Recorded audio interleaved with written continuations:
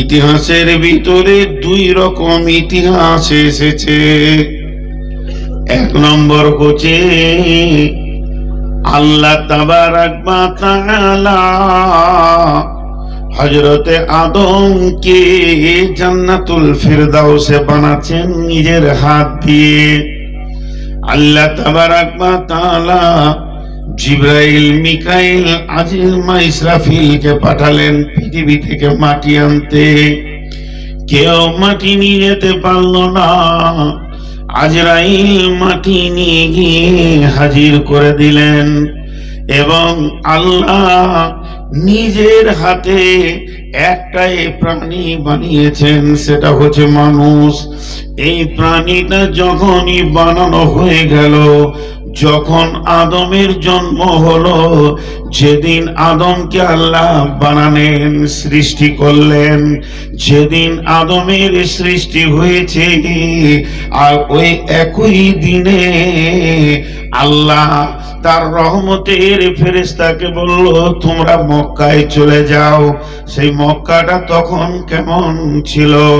আপনার কিনা ইতিহাসবিদরা লিখেছেন, হুদুদে হারামের ভিতরে, হুদুদে হারাম বলা হয় যতটা জায়গাকে রসুল এরিয়া বেঁধে দিয়েছেন। ৭২,০০০ পাহাড় আছে বন্ধু, একটা দুটা নয়, ছোট বড় করে ৭২টি পাহাড়ের মধ্যখানে ওই যে ঘরটা বানানো হলো, একটা ছোট বালু, কয়েকটা পাথর আর বালুর চূড়া দিয়ে কয়েকটা কাঠ চাপিয়ে দিল। তখন তো আর আপনার কিনা সিমেন্ট ছিল না, বালি ছিল না, ওটাকে চাপিয়ে দিয়ে ওইটাকে কাবা বলা হলো। এই কাবা যেদিন তৈরি হয়, একই দিনে আদমের সৃষ্টি হয়। একটা তারিখ বললাম, দ্বিতীয় তারিখ কি? যেদিন আদমের জন্ম হয়, আল্লাহ প্ল্যান করে নিয়েছে আমি আদম নামে একটা প্রাণী পৃথিবীতে পাঠাবো। তার ২৫০০ বছর পূর্বে কাবাকে বানানো হয়েছে। দুইটা ইতিহাস। খালি ঘরের কথা ২ মিনিট বলি। কাবা মানে কি? কাবা মানে আমরা মনে করি বিরাট পবিত্র নাম। জি না, কাবা মানে এই যে পায়ের গোড়ালিতে একটা উঁচা হাড় আছে, গোটা পায়ের গোড়ালিতে ডান দিককার পায়ে ডান ধারে, বাম দিককার পায়ের বাম ধারে একটা উঁচু হাড় আছে না, এটাকে কাবা বলে। কাবা কোরআনে আছে, ফাগসিলু উজুহাকুম ওয়া আইদিয়াকুম ইলাল মারাফিকি ওয়ামসাউ বিরুসিকুম ওয়া আরজুলুকুম ইলাল কাবাইন। কাবা মানে একটা কাবা, আর কাবাইন মানে ২ কাবা। আল্লাহ বলছে, যখন তোমরা নামাজ পড়তে যাবে, তোমরা তোমাদের মুখটা ধোও, এটা হলো উজুর ফরজ, এবং হাতটা ধোয়ে কোনই পর্যন্ত, আর মাথাটা মাসা করো, আর পা দুটা ধোও ওই কাবাইন মানে উঁচু হাড় পর্যন্ত। তো ওখানে যতগুলি পাহাড় ছিল, সমস্ত পাহাড়কে চারিদিকে দিয়ে মধ্যখানে একটা খাল জায়গা। তার মানে অল্প হালকা বৃষ্টি হলে বালির কাবা ভেঙে যেত, আবার তাকে বানানো হতো ওই বালু দিয়ে, পাথর দিয়ে, উঁচা করে কাঠ দিয়ে ছোট্ট মতো একটা ঘর, এটার নাম হচ্ছে কাবা। তো ওই জায়গাটা গোড়ালির মতো উঁচু হয়েছিল, এই জন্য ওর নাম রাখা হয়েছে কাবা।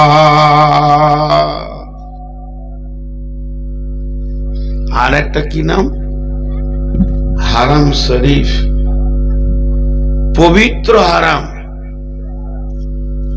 শরীফ মানে পবিত্র, হারাম আবার পবিত্র হয়? বলে হ্যাঁ, হারাম পবিত্র হয়, হারাম শরীফ। তাহলে কাবা তখন বানানো হলো।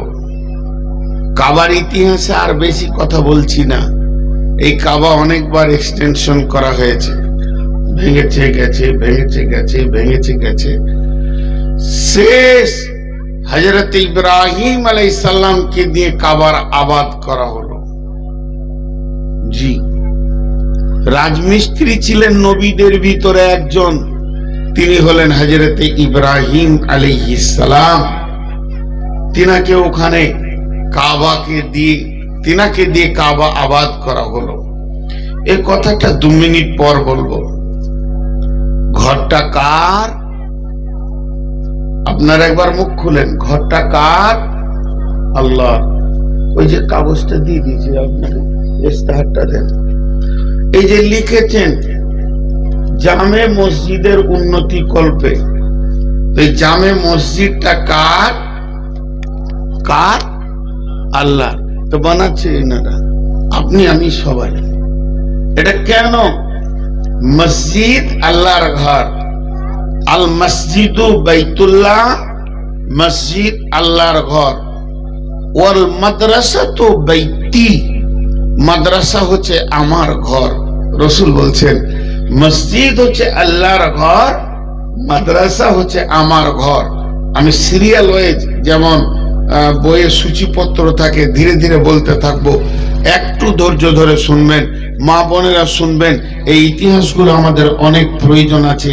এই কাবা বানাতে গিয়ে শুধু ইব্রাহিমের কথা একা নাই, সব থেকে বড় ত্যাগ যে মেয়েটি করেছে সে হাজেরা। তো এই কাবা বানানো হলো। এই ঘরটা কার? আব্দুস সালামের। কে থাকে? আব্দুস সালাম থাকে, তার ছেলে, মেয়ে, বৌমা, স্ত্রী, নাতি, পোতা, বেটি, জামাই থাকে। এই ঘরটা কার? আবুল কালামের। কে থাকে? আবুল কালাম থাকে। এই ঘরটা কার? আব্দুস সত্তারের। কে থাকে? আব্দুস সত্তার থাকে। পেছনে ঘরটা কার? আব্দুল হাকিমের। কে থাকে? আব্দুল হাকিম তার ছেলে পিলে বউ নিয়ে সে খাট ভরেছে, সেখানে ড্রেসিং টেবিল রেখেছে, সেখানে তার আসবাবপত্র, একটা মানুষের চলাফেরা জিন্দেগিতে হাঁড়ি, পতিলা, গ্যাস যা দরকার সেই ঘরে সাজানো আছে। তাহলে আল্লাহর ঘরে আল্লাহর কি খাটের দরকার আছে নাকি? আল্লাহর কি একটা ড্রেসিং টেবিলের দরকার আছে নাকি? আল্লাহর কি গদির দরকার আছে, লেপ কম্বলের দরকার আছে? জি ভাই না। আল্লাহর তো ঘরের দরকার নাই। আর রহমান আরশ ইস্তাওয়া, আমার রহমান যিনি সারা বিশ্বটাকে যিনি পরিচালনা করছেন, তার পরিচালনার গদিটা কত বড়। আপনার কিনা পৃথিবী, সমস্ত সৌরজগৎ এবং ভূত জগৎ সবগুলোকে মিলিয়ে যা হবে, আল্লাহ সিংহাসন তার থেকে বড়। তিনি সদা সমাসীন রয়েছেন। অতএব রবের কোনো ঘরের দরকার নাই।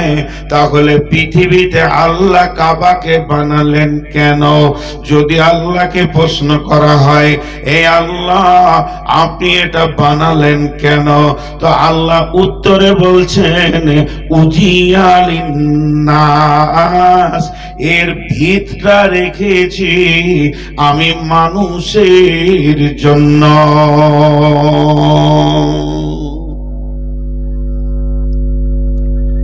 ভিতটা রেখেছি আমি মানুষের জন্য, আমাদের জন্য। তো চলেন, আপনার গ্রামে যে জামে মসজিদ, ঘরটা আল্লাহর, কিন্তু কাদের জন্য?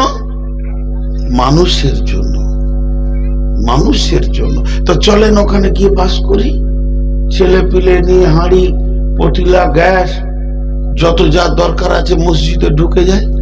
জি না, মানুষের সব থেকে বড় প্রয়োজনটা ওখানে মিটবে। একটা উদাহরণ দিই। আপনারা এই যে বামুনটোলা গ্রাম, এটা কোন পঞ্চায়েত ভাই? শাহবাজপুর পঞ্চায়েত। তো শাহবাজপুর পঞ্চায়েত কালিয়াচক থানা পড়ছে। তো এই দেখেন ওইখানটাও কালিয়াচক, ওইখানটাও কালিয়াচক, ওই স্টেজের পেছনটাও কালিয়াচক। তাহলে এইটাই যদি কালিয়াচক হয় তাহলে কাপড় কিনতে লাগে দোকান যে নাই, হাই রোডটাও যে নাই। জি, এটা বিশাল কালিয়াচকের একটা সাম্রাজ্য, কিন্তু এই সাম্রাজ্যে যেটা মেন থানার অফিস সেটা কি কালিয়াচকের সমান না ছোট? ছোট। ওই রাস্তার ধারে একটা এরিয়াকে ঘিরে দিয়ে থানা বলা হয়েছে। সেই থানাতে বিভিন্ন সেকশন আছে, অফিস আছে, বিভিন্ন ভাবে লোক বাস করছে। কিন্তু আপনার কাউন্টার একটা অভিযোগ করার, বড় ভাই মেরেছে, প্রতিবেশী চুরি করেছে, আমাকে হুমকি দিচ্ছে, আমার জানের হুমকি দিচ্ছে, আমার গরুকে জোর করে কেড়ে নিয়েছে, আমার আম গাছটা কেটে নিল, এই অভিযোগগুলো ওই থানার অফিসে কাউন্টারে করবে। যদি ওই অফিসটা না থাকতো তাহলে অভিযোগের জায়গাটা কোথাও হতো? এটাও তো কাজে আছে। কথা বুঝাতে বললাম ভাই? আপনারা বুঝতে পেরেছেন? একবার হ্যাঁ না বলেন। সুবহানাল্লাহ। এখানকার পুরুষরা এত দুর্বল যে মুখই খুলছে না। একবার হ্যাঁ না বলেন। বুঝতে পেরেছেন? তো আল্লাহ তাবারাক ওয়া তাআলা বলছেন, এ বিশাল সাম্রাজ্য আমার, আর আমি হলাম তোদের মালিক রব। আমার কাছে আছে তোদের পূরণ করার সমস্ত জিনিস সব। অতএব যখন তোমার কোনো বিপদ হবে তুমি চোখের পানিতে কাঁদবে রব্বানা বলে, আল্লাহ তুমি আমাকে উদ্ধার করো, কঠিন রোগে আক্রান্ত হয়ে গেছি, আল্লাহ আমাকে মিথ্যা মামলায় ফাঁসিয়ে দিয়েছে, তুমি ছাড়া আমার কেউ নাই। যদি আমার ঘরটা পৃথিবীর বুকে তোদের জন্য কাবাটা না বানাতাম তাহলে তোদের আর অভিযোগের জায়গা খুঁজে পাওয়া মুশকিল ছিল। এর জন্য আল্লাহ কাবার ব্যাপারে বলেছেন, এটা আমার ঘর কিন্তু বানিয়েছি তোদের জন্য উজিয়ালিন নাসে। শুধু তাই নয়, ওই ঘরটাকে কেন্দ্র করে সারা পৃথিবীর মসজিদগুলো বানানো হয়েছে। যত ভারতের মসজিদ পশ্চিম দিকে তাদের ভিটা হবে, পশ্চিম দিকে আমরা সাজদা করব। সুদানের লোকেরা পূর্ব দিকে সাজদা করে, মদিনার লোকেরা দক্ষিণ দিকে সাজদা করে, এবং মার আপনার শামের লোকেরা আর নাইজেরিয়ার লোকেরা উত্তর দিকে সাজদা করে। তার মানে আমি আমার অফিসটাকে এমন করে মিডিল জায়গায় বানালাম, বিশ্ববাসীরে তোরা পৃথিবীর কোন কোন থেকে তোদের গায়ে ব্রাঞ্চ অফিস করে দিলাম, জামে মসজিদ, ওয়াক্তে মসজিদ, ওখানে গিয়ে চোখের পানিতে রবের কাছে তোরা অভিযোগ করবি। এর জন্যে কাবা আমার, কিন্তু কাজে লাগবে তোদের।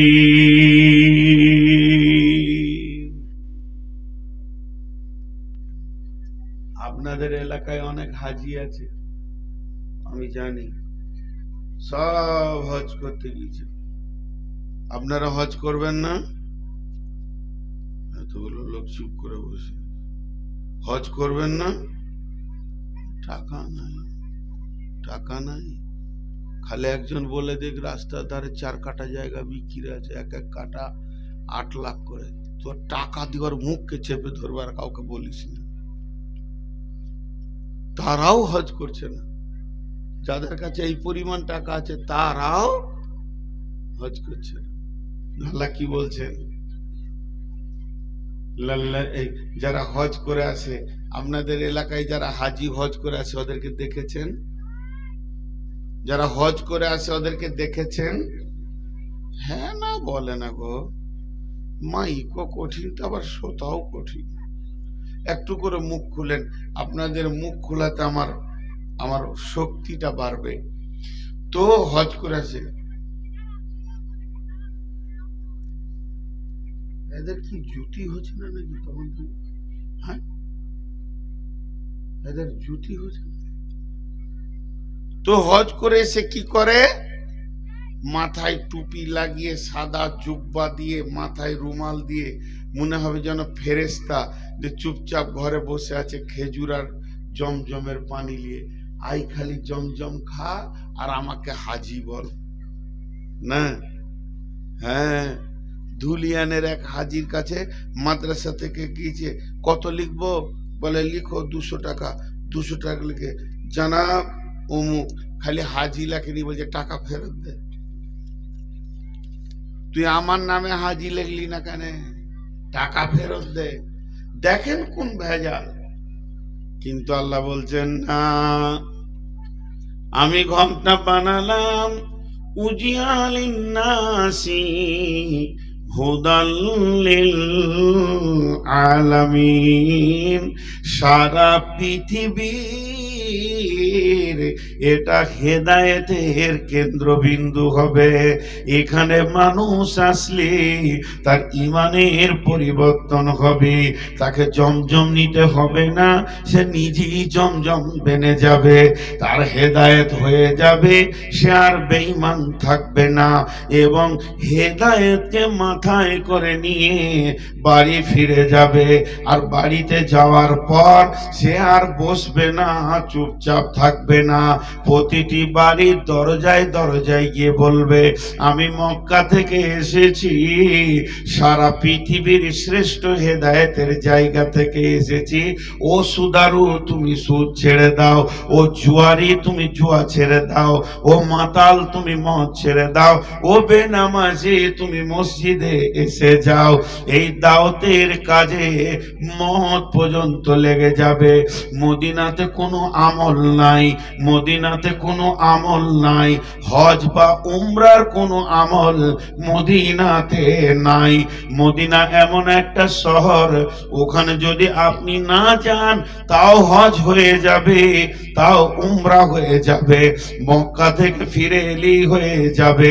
হজ যে জায়গাগুলোতে করতে হয়, উমরা যে জায়গাতে করতে হয়, ওগুলো সব মক্কাতে আছে, মদিনাতে নাই। তারপরও হাজিদেরকে 2 দিন 5 দিন 10 দিন হলো মদিনার মাটিতে রাখে। কেন রাখে? সেখানে গেলে দেখবেন জারকুল বাকিতে 10 থেকে 12,000 শহীদ শুয়ে রয়েছেন। হযরত নবী মুহাম্মদ রাসূলুল্লাহ সাল্লাল্লাহু আলাইহি সাল্লাম শুয়ে রয়েছেন। এই কবরগুলো জিয়ারতের জন্য মদিনা নিয়ে যাওয়া হয় না, ওদের জন্য আপনি এই ভাগজান থেকে, আপনার এই বামনটোলা থেকে দোয়া করলেও হয়ে যাবে, এখান থেকে দরুদ পড়লেও রাসূল পেয়ে যাবে। তবে ওখানে প্রেক্ষাপটে ফিল্ডে নিয়ে যাওয়া এই জন্য হয় যে তুমি এটা দেখলে তোমার মিজাজটা তৈরি হবে যে আমি যতদিন বেঁচে আছি আর মেহনত বন্ধ করব না, মরতে মরতে কবরে যাব, তাও করতে করতে বেনামাজির দরজায় কানবো। এই মেহনতটা শিখার জন্যে মদিনাতে নিয়ে যাওয়া হয়। সেখানে মসজিদে নববী আছে, ওটাকে কেন্দ্র করে মসজিদে নববীতে নিয়ে যাওয়া হয়। অতএব আমার আল্লাহ বলছেন, গোলাম রে, তুমি মক্কা আসছো কেন? আগে নিয়তটা ঠিক করে লাও। তোমার মক্কা আসার একটাই কারণ, যে আমি কাবাকে আবাদ করেছি ইব্রাহিমকে দিয়ে, নামাজ পৃথিবীতে আবাদ করেছি আমি, এই কাবার নকশাই তাদের বিশ্বে ছড়িয়ে দিয়েছি। অতএব তুমি মক্কা আসবে ঈমান নেওয়ার জন্য, হুদাল্লিল আলামিন, এবং মদিনায় যাবে মেহনত শিখার জন্য, তারপরে তুমি দেশে ফিরে চলে যাও। আমাদের হাজিরা কি করছে? মক্কায় যেছে জমজম লিছে, আর মদিনাতে হুড়া হুড়ি করে খেজুর এক নিয়ে লিছে, যে প্লেনে চাপা সুই 10 কেজি বেশি। কি বিপদ যে হচ্ছে, কি যে বিপদ হচ্ছে এ হাজিদেরকে নিয়ে। খুব ধ্যানের সঙ্গে শুনবেন। মক্কা কাকে বলে, মদিনা কাকে বলে, 16-17 বছর প্রায় কাছাকাছি হয়ে গেল। জুয়াশা করতে করতে করতে করতে মাথা বিগড়ে গেল হাজিদের আচরণ এবং দালালদের আচরণ দেখে। ছোট্ট একটি বই, আমি বাংলাদেশি স্টেজ থেকে নামলেই বলে হুজুর আপনার বই নেই।